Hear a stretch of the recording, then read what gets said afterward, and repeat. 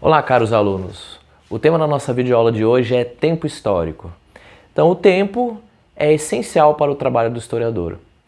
O estudo da história nada mais é do que a análise dos seres humanos em um determinado tempo, em um determinado espaço, um determinado lugar. Então, o tempo, como o ser humano mede o tempo, como nós encaramos o tempo, isso é essencial para o estudo da história. Hoje em dia, nós estamos acostumados a dividir o tempo em horas, minutos, segundos, dias, semanas, meses, anos, mas nem sempre foi assim. Essa é uma realidade muito recente na nossa vida. Há muitos e muitos e muitos séculos atrás, lembrando que o século equivale a 100 anos, os seres humanos utilizavam medidas de tempo diferentes, utilizavam as estações do ano, tinham uma relação diferente com o tempo. Hoje nós temos um tempo muito mais cronometrado, segmentado, repartido direitozinho. E o nosso próprio calendário que nós usamos hoje, o calendário cristão, que é adotado comercialmente no mundo inteiro, nem sempre foi o único calendário existente. Existem vários calendários existentes. Por questões comerciais, o calendário cristão, que é esse que nós utilizamos, que é esse que está no seu celular, que pode estar colado na parede do seu quarto, da sua cozinha, esse é o calendário utilizado por questões comerciais no mundo inteiro, para não criar muita confusão. Mas não é o único calendário que existe. Nós podemos ver no primeiro slide que, além do calendário cristão, nós temos o calendário judaico e o calendário islâmico. O calendário islâmico inicia-se com a fuga de Maomé para Medina.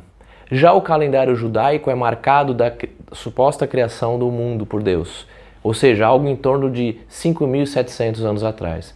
Já o calendário cristão que nós estamos acostumados a utilizar, ele marca o tempo de maneira decrescente antes do surgimento de Cristo, antes do nascimento de Jesus Cristo, e passa a marcar o tempo positivamente, de maneira crescente, a partir do nascimento de Jesus Cristo.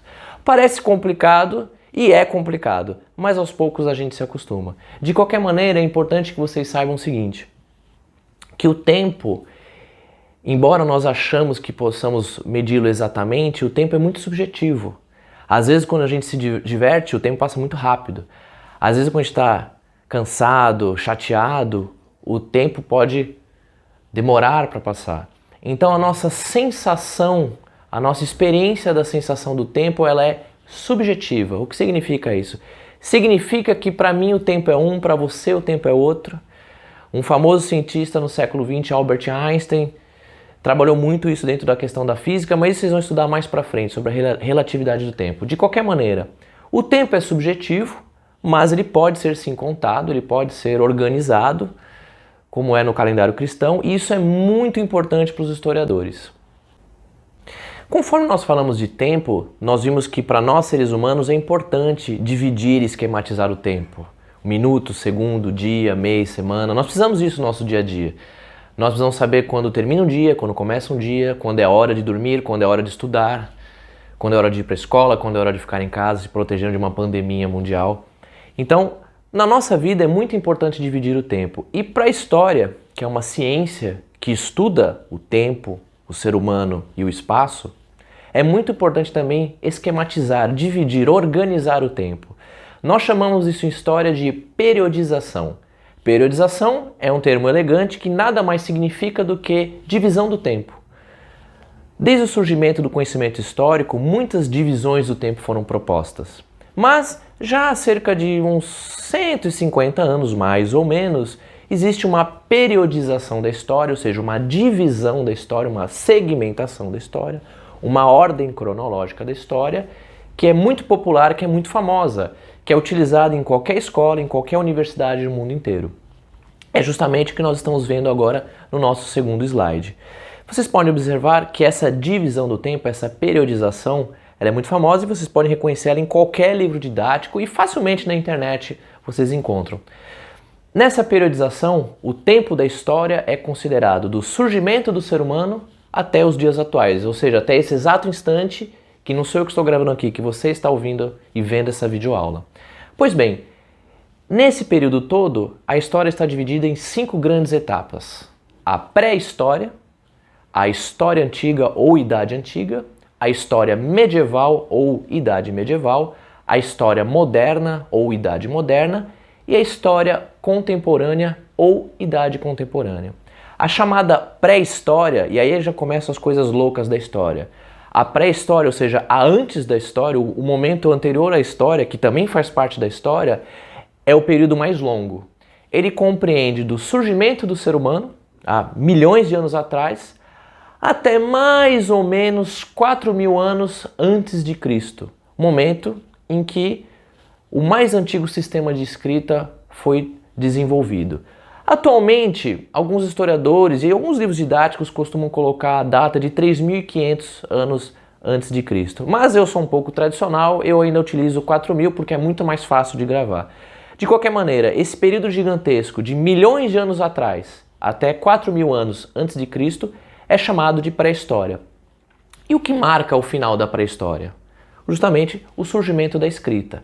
A partir do momento que surge a escrita na Mesopotâmia, os historiadores dizem então que acaba a pré-história, inicia-se o primeiro período da história e o segundo período da história toda, que é chamado a História Antiga ou Idade Antiga. É o momento das civilizações da Mesopotâmia, do Egito Antigo, da Grécia Antiga, de Roma Antiga, dos fenícios, hebreus e de outras civilizações da África e da Ásia. E o momento que marca o final da Idade Antiga é a queda do Império Romano no ano de 476 depois de Cristo. Na sequência inicia-se a Idade Média ou História Medieval. É o momento do chamado feudalismo na Europa. Todas essas nossas histórias de reis, rainhas, princesas, dragões, etc, que nós chamamos de história medieval, contos medievais, eles estão situados, eles se inspiram nesse período. A Idade Média, ela se encerra no ano de 1453 com a queda do Império Bizantino, o antigo Império Romano do Oriente. Inicia-se então a Idade Moderna, que dura até 1789 com a Revolução Francesa. E aí começa a Idade e ou História Contemporânea, que vai de 1789 até o momento atual, que se eu não me engano, para mim aqui é dia 17 de abril de 2020. Pode ser que quando você veja essa videoaula, seguramente você estará alguns dias no futuro. Então, você aí do futuro, cuidado com a pandemia de coronavírus. Prosseguindo, essa divisão do tempo, essa periodização é muito famosa, é utilizada no mundo inteiro, qualquer um que faz faculdade de história a estuda. Isso não significa que ela seja a única divisão possível e também não significa que ela tenha erros. Essa periodização, como qualquer periodização, ela tem falhas, ela tem decisões arbitrárias, ou seja, ela tem decisões voluntárias. Alguém determinou que a pré-história era pré-história, alguém determinou que a história antiga era história antiga. Quem e por quê? Essa periodização que nós utilizamos, ela foi pensada na Europa do século XIX, pelos historiadores do século XIX. Os historiadores europeus do século XIX tinham muitas virtudes, mas eles também tinham defeitos, eles eram seres humanos e falhos, e eram homens do seu tempo, eles pensavam com a cabeça do seu tempo. Então, duas grandes falhas que nós podemos notar nessa periodização. A primeira e a maior delas é que essa divisão da história ela é chamada de eurocêntrica. O que significa eurocêntrica? Significa que essa periodização ela é centrada, ela é pensada a partir da história da Europa. Ela não considera a história dos povos americanos, dos povos africanos, dos povos asiáticos, por exemplo. Então, ela encara a história tendo como Europa um centro. Então, se você pegar a história da Europa toda e encaixar essa periodização, ela vai funcionar muito bem. Se você pega essa periodização e tenta encaixar na vida dos indígenas do continente americano, por exemplo, ou das populações da Ásia, ela já não encaixa direito. Por exemplo, a Idade Média, marcada pelo feudalismo. O feudalismo foi um sistema de organização social e econômica que existiu na Europa exclusivamente, não existiu em outro lugar. Então, essa periodização ela é eurocêntrica e ela tem problemas por causa disso. E vocês devem estar se perguntando, mas professor, se ela tem problemas, se ela é eurocêntrica, por que nós a utilizamos?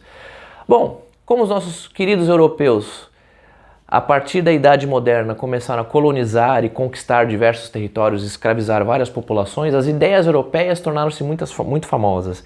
E é a mesma situação com essa periodização. Ela se espalhou pelo mundo inteiro e as pessoas a adotaram e a utilizam, muitas vezes sem saber que ela é eurocêntrica.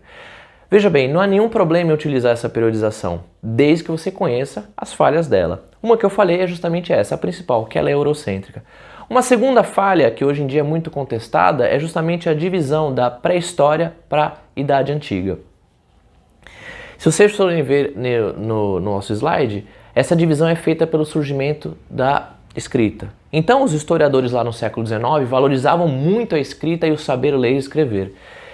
Então, se a gente parar para pensar, as sociedades que existiram antes do surgimento da escrita eram pré-humanas, pré-históricas, porque não desenvolveram a escrita? Eles eram burros, primatas, irracionais, ignorantes? Não, não eram. Hoje nós sabemos que as civilizações que não desenvolvem a escrita, as pessoas que não desenvolvem a escrita, elas utilizam outras partes do seu cérebro, estimulam outras partes do seu cérebro. Então a neurociência hoje mostra isso. Mas os historiadores do século XIX não sabiam disso. Então eles tinham um pouco de preconceito com as civilizações que não tinham desenvolvido a escrita. Muitos historiadores hoje concordam que a grande passagem da pré-história para a Idade Antiga não seria o surgimento da escrita, mas sim o desenvolvimento da agricultura, a Revolução Agrícola, que trouxe grandes transformações para o modo de vida dos seres humanos. Mas isso falaremos em outra aula. Basta saber que essa periodização tem problemas e dois deles são o seu eurocentrismo e o seu preconceito com as civilizações que não desenvolveram a escrita. Na parte final da nossa aula, falando ainda sobre tempo histórico e periodização, vamos falar de uma marcação de tempo que os historiadores adoram, o século. O século é uma medida de tempo que equivale a 100 anos. Ou seja, cada vez que passam 100 anos, os historiadores falam que um século se passou.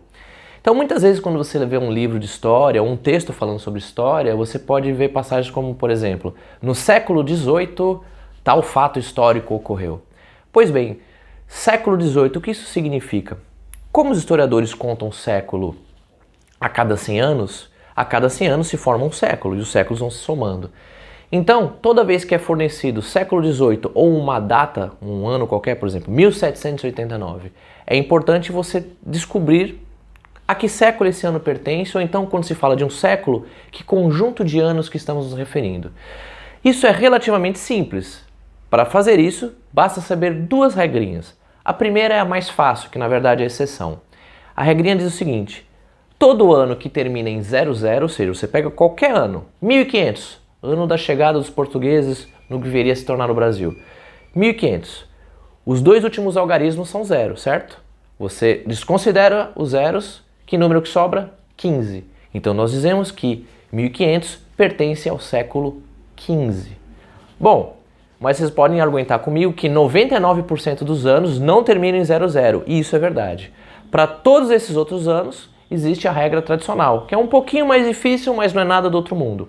A regra diz o seguinte: quando os dois últimos algarismos não forem 00, como 1500, por exemplo, então vamos pensar em 1789, ano da Revolução Francesa. Não termina em 00, os dois últimos algarismos são 8 e 9. Vocês desconsideram esses dois últimos números, pegam o número da frente, que é 17, soma 1, que vai dar... Isso, acertou, 18. E aí nós falamos, 1789 pertence ao século XVIII. Pois bem, então o século XVIII ele se inicia em 1701 e vai até 1800. O nosso século, o século XXI, se iniciou em 2001 e não em 2000. Em 2001 e vai até 2100. Dê uma olhada no slide, faça as atividades que nós vamos pedir para você. Quando eu digo nós, sou eu mesmo, tá? Tente responder as questões. Se tiver dúvidas, entre em contato conosco na nossa live ou por e-mail. Gente, um abraço, fiquem bem.